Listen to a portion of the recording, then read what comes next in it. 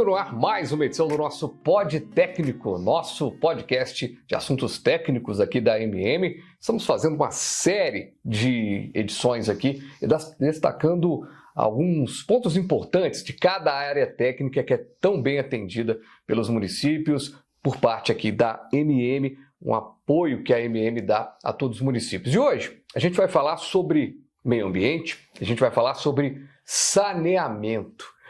Esse termo a gente ouve desde sempre no Brasil. Mas o que avançamos nos últimos 24 anos, desde 2000? O que a gente tem de modificação? A gente vai conversar hoje com Licínio Xavier, que é o assessor técnico de meio ambiente da MM. Está mais uma vez. Ô Licínio, satisfação recebê-lo mais uma vez aqui. Boa tarde, senhor Werner. Diga a mesma coisa. Prazer imenso. Conta uma coisa, Licínio.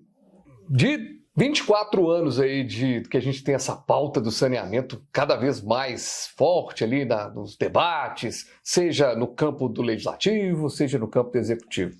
O que a gente avançou? O que ocorre? Eu vou voltar no ano de 2000. Eu vou dividir em 3 etapas a sua pergunta.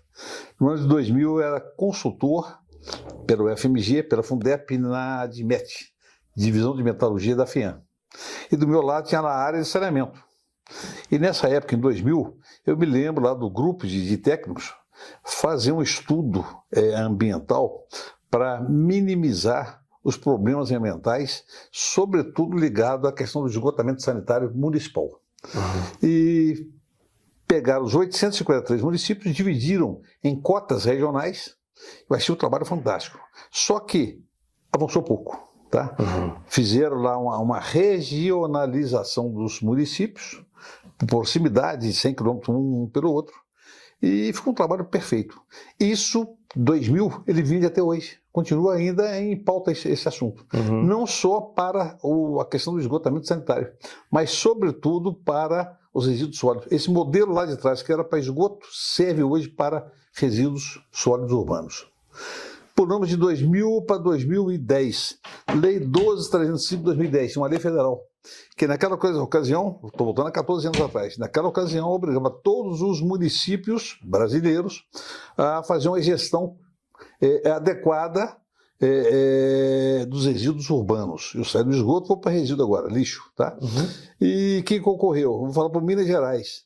Avançou-se muito pouco. Tanto é que essa lei, estou falando 14 anos depois, se eu buscar em julho de 2010 para hoje, pouca coisa se acrescentou. Tá?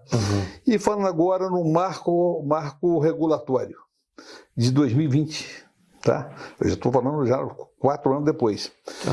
Houve um boom aí de satisfação do meio empresarial, um sossego, entre aspas, para os municípios mineiros, mas o que ocorre? Minas Gerais, um estado muito grande, 853 municípios, e o quadro nosso hoje, se eu voltar lá, 2000, 2010, 2014, 2024, 2024, pouca coisa melhorou. Tá? Recentemente, num evento no Sindilurb, é o Sindicato da Limpeza Urbana de Minas Gerais, eu ouvi lá uns comentários, e comentário do Estado, é onde eu posso me apoiar e me basear para informações para você aqui agora. Eu tenho 500 municípios que estão em condições aptas a destinar o lixo, o resíduo sólido urbano, para áreas devidamente qualificadas, ou seja, para aterro sanitário. Tá? Os 300 e poucos outros municípios, 350 municípios, ainda continuam na clandestinidade. Eles falam aterro controlado ou lixão a céu aberto. Quando eu falo em aterro controlado, é menos pejorativo, é menos danoso do que eu falar mando para o lixão.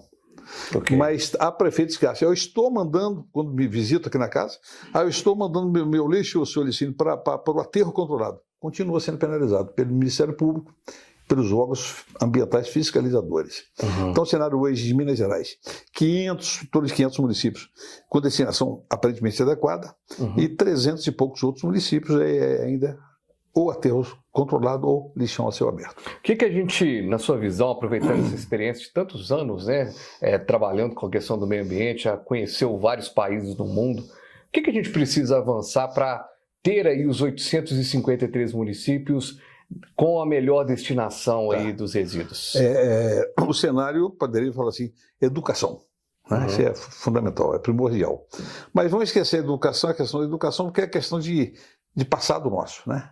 E esse passado ele está muito distante da gente chegar numa plataforma, numa condição adequada para a educação prevalecer sobre a questão ambiental. A questão financeira. Eu diria para você que teria esses municípios, 400 municípios, aí, com certeza tem uma população aquém de 10 mil habitantes e não tem receita. Eu sou primo pobre da casa. Educação tem receita mensal, tem repasse. Saúde tem repasse. Assistência social tem repasse. Meio ambiente só vivo através de multas. Eu sou multado permanentemente.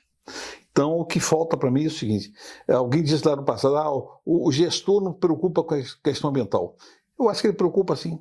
Ele não tem, talvez, a expertise suficiente, tá, de saber onde buscar recursos financeiros para manter lá o seu aterro. Tá?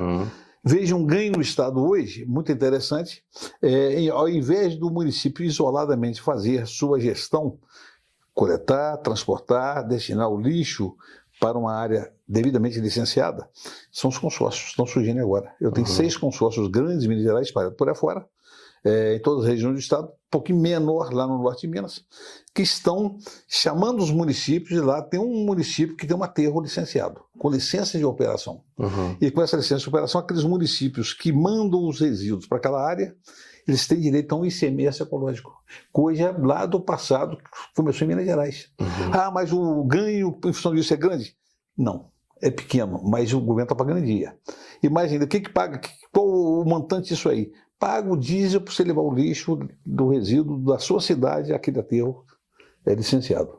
Perfeito. Então, tem a questão da logística e tem a questão financeira. É muito legal isso que você está falando, porque muitas das vezes, até assim, quando a pessoa vai discutir essa questão do resíduo, coloca, mas os gestores não dão atenção. E você está colocando uma coisa muito importante: o município...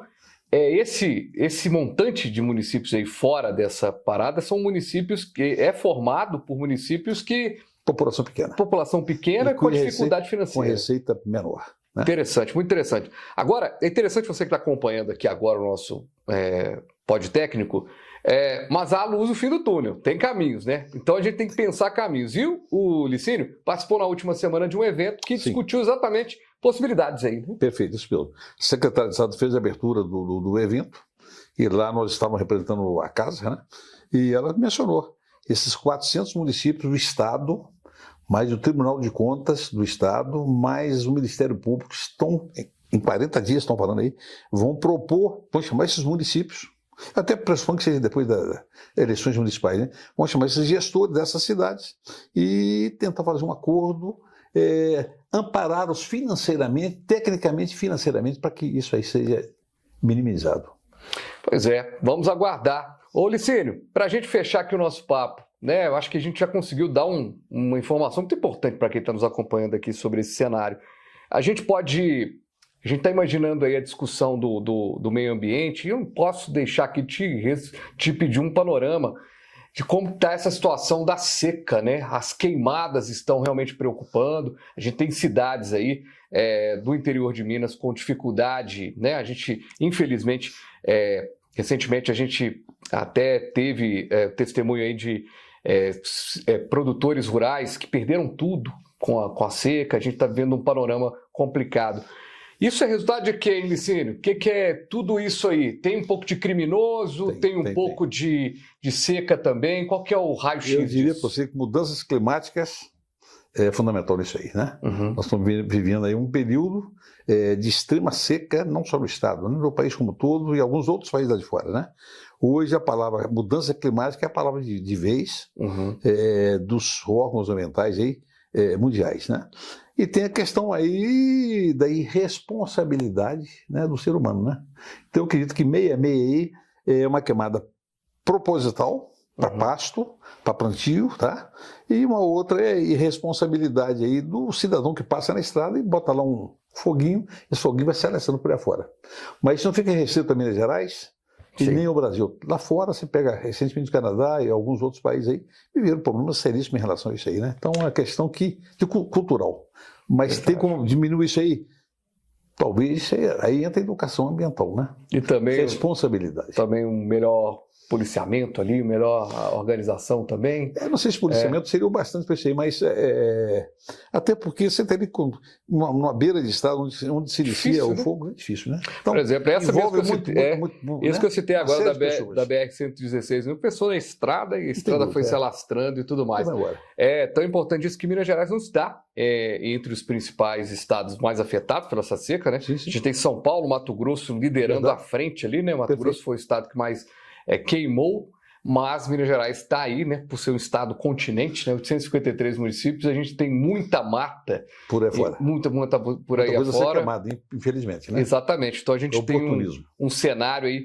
Aliás, a gente tem essa deixa para essa pauta, a gente acompanhar, fazer uma outra edição depois, viu, Não Licínio? tem dúvida. Vamos ver o resultado final disso aí. Exatamente, ver o que vai acontecer depois da passagem aí de setembro, outubro, Chegada de chuva. chegada de chuva, a gente vai ter um cenário do que vai acontecer. Mais Licínio, preciso. mais uma vez, muito obrigado, viu, pela presença aqui com a gente. Você. Muito obrigado a você. Boa tarde. E o nosso Pod Técnico vai ficando por aqui. Você está acompanhando o nosso podcast aqui.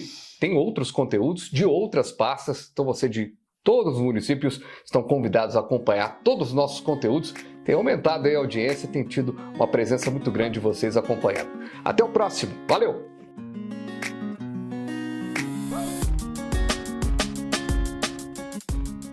Grupo Projeta, a maior empresa de projetos do Brasil.